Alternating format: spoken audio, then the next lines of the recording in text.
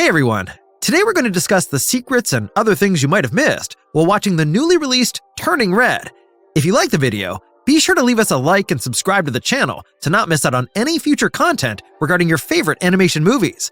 Without further ado, let's get started! Domee Shi also directed the Academy Award-winning short movie Bao, in which a Chinese mom produces a bao dough that she brings up as her own child after he comes alive. Turning Red, like Bao, showcases a loving but overly controlling mother who is frightened to even let go as her kid grows up. Ming is bringing Bao to Mei Lin in the movie to demonstrate how much he genuinely cares for her. In Chinese, the term Bao can indicate both dumpling and valuable jewel, and both of the mom protagonists in these motion pictures consider their kids as their most valuable possession. The Bao is often used in Turning Red to demonstrate that, while their mother seems to be strict, she cares a lot. The number A113 refers to a graphics classroom at the California Institute of Art, where most of the authentic Pixar filmmakers learned. A113 makes a cameo in each and every Pixar film, generally as a swift Easter egg. Most particularly, it appears as a seat reservation on a 4-town pair of tickets in Turning Red. It also rapidly shows up on the chalker that is used by Mei's dad, Jin, to sketch a loop around Ming at the Sky Dome. A113 isn't just a prevalent Easter egg in Pixar motion pictures. Other creators and movie makers have used it as a mark of respect to the renowned schoolroom in their films and television shows. The Luxo ball, also recognized as the Pixar ball, is a yellow and blue ball with a red-colored star which first showed up as a gadget in one of the renowned Pixar lights in the brief Luxo Jr. It has emerged in each and every Toy Story movie and has become a popular Pixar motion picture Easter egg. It makes an appearance in Turning Red in the swimming pool at Tyler's birthday celebration, where Mei is offered a job as an amusement. Pizza Planet is the pizza place where Andy and his parents eat dinner in Pixar's very first motion picture, Toy Story. Excluding The Incredibles, the Pizza Planet vehicle has shown up in, however, almost all the Pixar motion pictures ever since. In Turning Red, the vehicle can be spotted in Toronto as Mei, suited up as a panda, continues to run towards Sky Dome to celebrate the 4-town live performance. Pixar's upcoming film Lightyear will represent the real Buzz Lightyear and his origins as an outer space explorer. Pixar is recognized for attempting to hide an Easter egg for the next motion picture inside each of their movies. This Easter egg can be discovered in Turning Red as a handful of stickers on Miriam's surfboard as she and her peers walk home after school. It's a couple of Buzz Lightyear celebrity command arms and a label of Socks, the cyborg cat from the upcoming movie. On the night before her first conversion, Mei has a terrifying experience in which the eyelids of the 2 Monastery Defender red panda monuments brighten up and then spontaneously combust as the panda soul manages to escape. This is similar to the incident in Mulan, where the huge stone dragon's eyes sparkle. Ming also creates Mei muesli for brunch and organizes it with a smiling face, much like Mushu does with Mulan's oatmeal in Disney's animated masterpiece.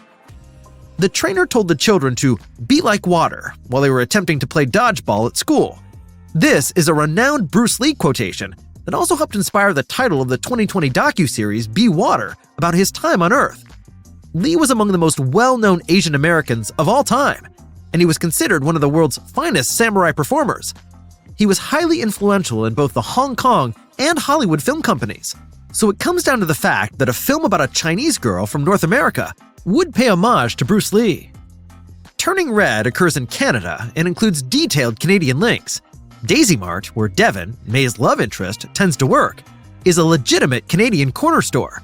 Mei and her schoolmates go to Lester B. Pearson Middle School, which is titled after Canada's 14th Prime Minister. There are also some mentions of Toronto athletics all through the film.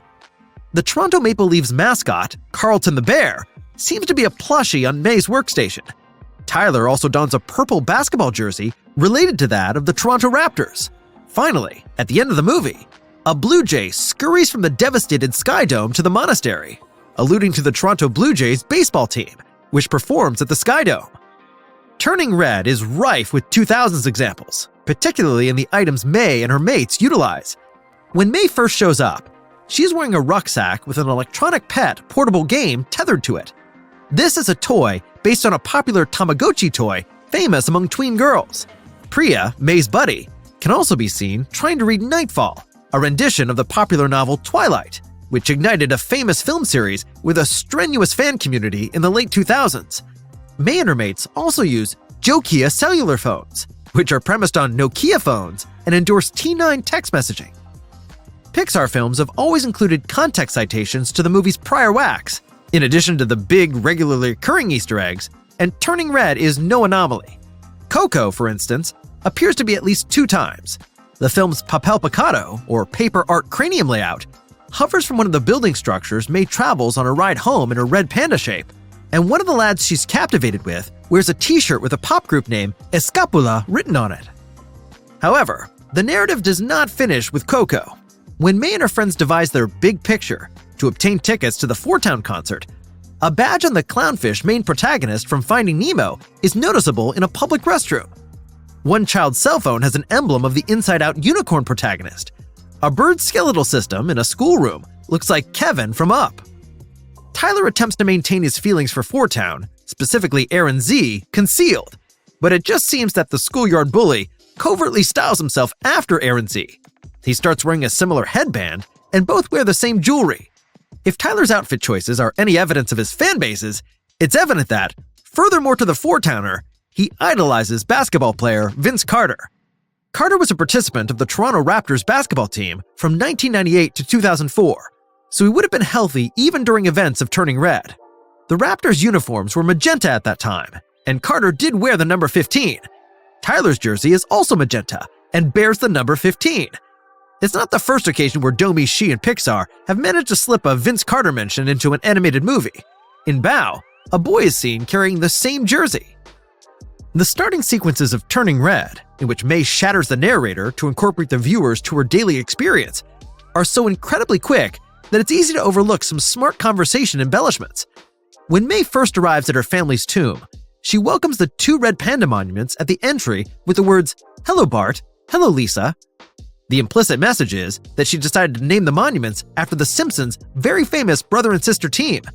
The Simpsons has been on TV since 1989, so this mention would have been equally comfortable in the 2002 environment of Turning Red, as it is in a film set a decade prior or a decade later.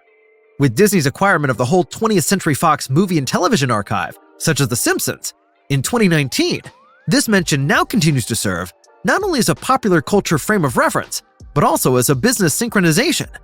Playdate with Destiny, a Simpsons short film, originally played next to Pixar's Onward throughout its short-lived 2020 cinema release.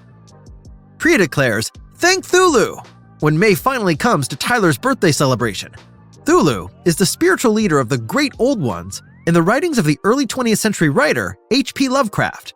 In Lovecraft's mythology, the feathered, tentacled-faced Cthulhu first ruled the entire planet as a deity and is still idolized by cult members while snoozing in the underwater world of Erlier. However, the identity was created in a 1928 collection of short stories and citations to him, and have appeared in games and books by multiple writers over the years. Cthulhu genuinely rose to fame in the broader cultural awareness through catchphrases and impersonations in the 2000s and 2010s. The meta-heuristic prominence of Cthulhu has resulted in an increase in critiques of H.P. Lovecraft's work, with novels and television programs like Lovecraft Country attempting to address the xenophobia and racism that bolster the author's folklore, while trying to appropriate his scary visuals in new and exciting aspects. Priya's mock worship of the great idealist and night owl of Erlier is coherent with her depiction as a gloomy, offbeat, nerdy teenager coming of age in the 2000s. Turning Red and its animal transformation-based establishment are strongly influenced by manga, such as Fruits Basket and Ranma 1/2, with Ranma and Inuyasha founder Rumiko Takahashi showing a huge impact in the film's artistic style. However, the manga that obtains the most straightforward tributes in Turning Red is the quintessential mystical girl sequence Sailor Moon, which makes perfect sense as the sort of show that a gang of 13-year-old girls would have been infatuated with in 2002. May's sketchbook contains illustrations of her and her mates as the Sailor Scouts, as well as equations and formulas and numerous sexy creatures and sea monsters. And the Auntie's Transition series clearly references similar transition patterns from Sailor Moon and other magical girl animated films. The Sailor Moon illusion that audiences are most likely to ignore is how the movie explores the views of the city of Toronto at night in the very same style that Sailor Moon illustrated Toronto City's evening views. That's it for today. Have you noticed some of these secrets already? Did we leave out another secret or Easter egg? Let us know in the comments down below. Be sure to leave us a like if you enjoyed the video and subscribe for more content on the biggest upcoming blockbusters. Until next time,